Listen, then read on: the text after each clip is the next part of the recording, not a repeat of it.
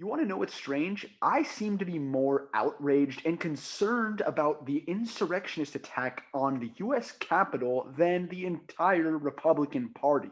Which is ironic because I thought the Republican Party was the party that stood up against terrorists. I mean, we hear all the time about how great George W. Bush was with uniting the country against terrorists when he walked outside and put on a brave face and made a statement. Who then later went on to send us to a pointless war. But I guess the GOP only hates terrorists if they have brown skin.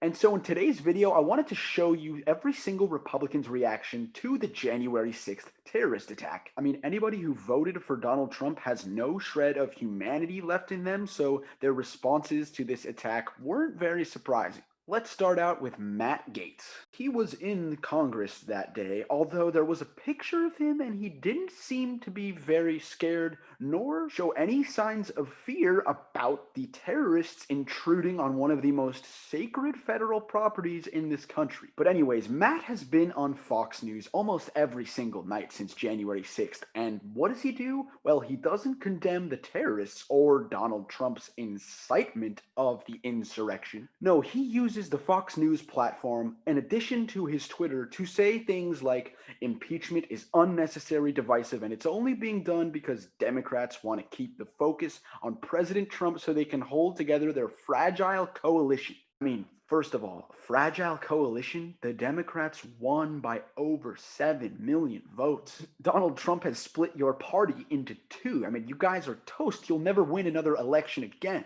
But back to his ridiculous response, he's claiming that the calls for impeachment is unnecessary and will cause division. How about lying to 75 million Americans that this election was stolen and rigged? I'd say that's pretty divisive. And Matt, you're wrong. Impeachment is the only way this country heals and unites. We need to see criminals like Donald Trump pay for what they've done. But Matt doesn't care about unity or division, nor does any Republican. Matt is just doing an opportunistic move where he's trying to curry favor with Trump's seditious base for when he plans his presidential run, which I am sorry, buddy, you are not getting any votes. You blew it. You suckled up to Trump and you blew it. You've got the words Donald Trump on your forehead for the rest of your life, and that is not going to serve you politically, my seditious friend. Bam, let's move on to Jim Jordan, who, by the way, protested the election on January 6th, so he's one of the big inciters of the terrorist attack. But nonetheless, he's using his Twitter and his multiple appearances on Fox News to slam the Democrats and big tech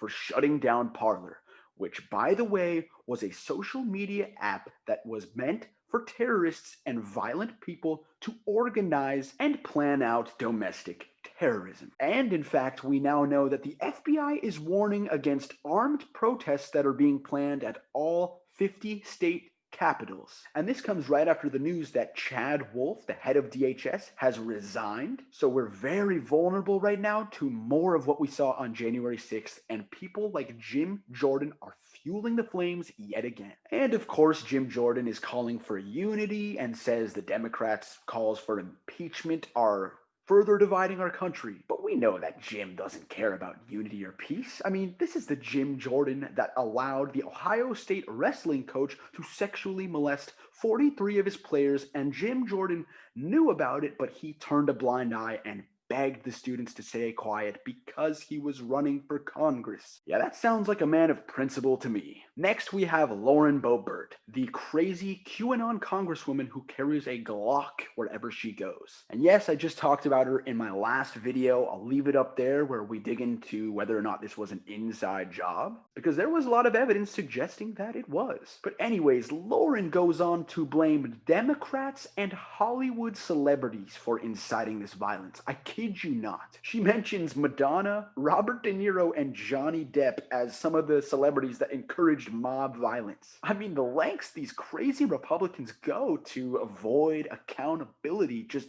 baffles me. Now, there are a lot of calls for Lauren to resign, so that's probably triggering some fear that she's going to be unemployed soon, so she's acting out in a manic and mentally unstable fashion. Then we have Senator Ron Johnson, or you may remember him as the senator who took a mysterious trip to Moscow in 2018, hence the nickname Russia Ron. But his response to the insurrection has been one of the more intriguing ones, considering he hasn't responded.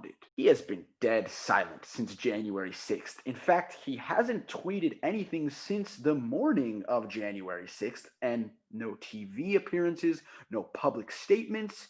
And to me, his silence speaks volumes, whether he was in on these attacks or just refuses to condemn his cult leader Trump in order to try to hold on to that base. Whichever one it is, Ron Johnson has shown Americans yet again that he does not care about you at all, and in fact, he is a terrorist sympathizer who cannot condone a terrorist attack when he sees one. I mean, it's either that these Republicans are such cowards that they're afraid to turn away voters, or the fact that they really do want the government to be overthrown and keep Trump in power, because then it keeps the Republicans in power. And from analyzing the past 4 years as an American citizen, my gut tells me it's the latter. But seriously, pay attention to Ron Johnson in the next couple days, and let's see what he has to say about this. Oh, next we have Lindsay Graham, Lady G, who we all remember the night the Senate reconvened. He was laughing, he was giddy, he was yelling and screaming and dancing that the election was over, which I guess was a good thing. But why was he in such a good mood after such a scary event?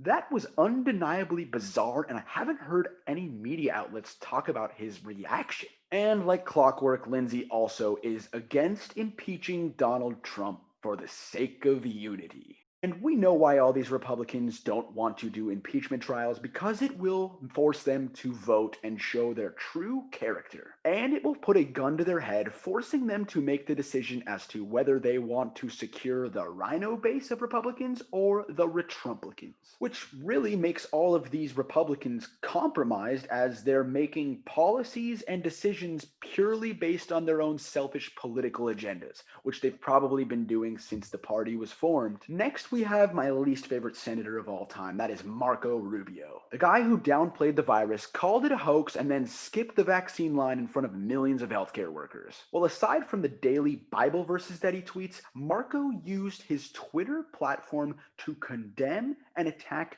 Joe Biden for dividing the country with his speech where Biden called for Trump to ask his supporters to leave the Capitol. Marco took this opportunity to try to divide the country even more, blaming the Democrats for trying to crush conservatives. Do you not understand that we are not trying to crush conservatives, we are trying to crush terrorists, and Donald Trump and his party have become a terrorist organization. MAGA is the new ISIS. And that's not an exaggeration. They've killed 2 police officers and destroyed federal property. And they're planning to do it again on Biden's inauguration. So Marco, please. We watched an explicit video of a MAGA mob stomping a police officer to death, beating him with a flagpole, and all you have to say is screw the Democrats? I cannot talk about little Rubio anymore without getting furious, so let's move forward. Now, this next one isn't a person, but it is a Republican organization. And yes, I'm talking about Fox News. And I'm really talking about Laura Ingraham, Tucker Carlson, and Sean Hannity.